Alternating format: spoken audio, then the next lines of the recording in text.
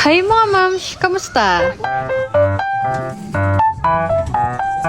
Napagpasyahan ko na nga tanggalin itong indoor sampayan namin dito sa may loft. Ewan ko ba, pero sa pagnasapag kasi ako ng araw na to, naisipan ko na nga rin kasi talaga na palitan na nga itong indoor sampayan ng storage rack na nakuha ko nga lang din sa free sample. Papansin ko nga rin kasi na medyo naninilaw nga yung mga damit na nakasabit dito ni Bebo dahil siguro nga ay nakalabas sila at nahahangin-hanginan nga lang din. At doon na-disassemble ko na nga yung sampayan ito at vinacuum ko nga lang din saka ko nilang paso dahil minsan nga hindi ko na nga nalilinis yung part na ito dahil nga maraming nakalagay na abubo. At habang ako nga sipag na sipag dito, may batangan kung ano-anong pinagbibigay sa akin para ituro sa kanya or kung ano-anong gawin namin. Kaya naman nailagay ko na nga itong mga bagong storage ko dito sa paglalagyan nila ito at inasikaso ko na nga muna siya.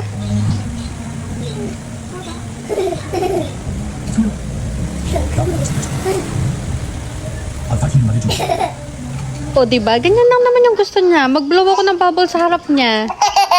Yun ba, nauubusan ka na ng hangin pero more bubbles pa raw.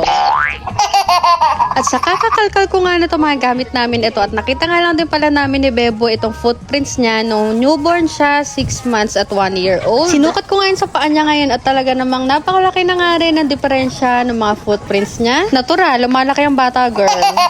Anyways, ito nga rin pala talaga mga bedsheet namin ang dahilan kung bakit talagang ginusto ko nga na magkaroon ng ganitong storage rack. Nahalibadbaran na kasi ako, napakalat-kalat nga itong mga bedsheet na to at wala nga talaga silang lalagyan nila. At napapansin nga rin kasi ni Dada na linggo-linggo nga nagpapalit ako ng bedsheet pero iilan nga lang din pala yung bedsheet na pinagpapalit-palit ko kaya nga ayan at bumili nga rin siya ng mga bago. Kaya saktong-sakto nga rin talaga itong storage rack na to dahil pwede mo nga siyang gawing wardrobe, ipasok mo sa wardrobe o kahit mga sapatos na pwede mo nga rin siyang gawing shoe rack. At multipurpose nga rin yan dahil pwede mo nga rin siyang i-assemble sa style na gusto mo. O siya, alam ko namang alam mo na yan. Nasa comment section lang yung link.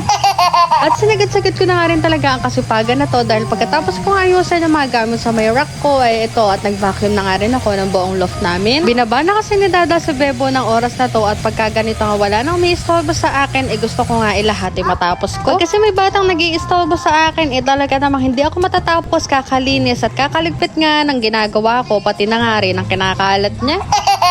At alam ko naman na hindi lang ako ang ganyan. Marami ring nanay na makaka-relate sa akin dyan. Pero ganyan naman talaga ang reality ng pagiging nanay at wala na tayong choice. Kaya minsan ay kimistar na lang din talaga maibubunto ng inis. Eme!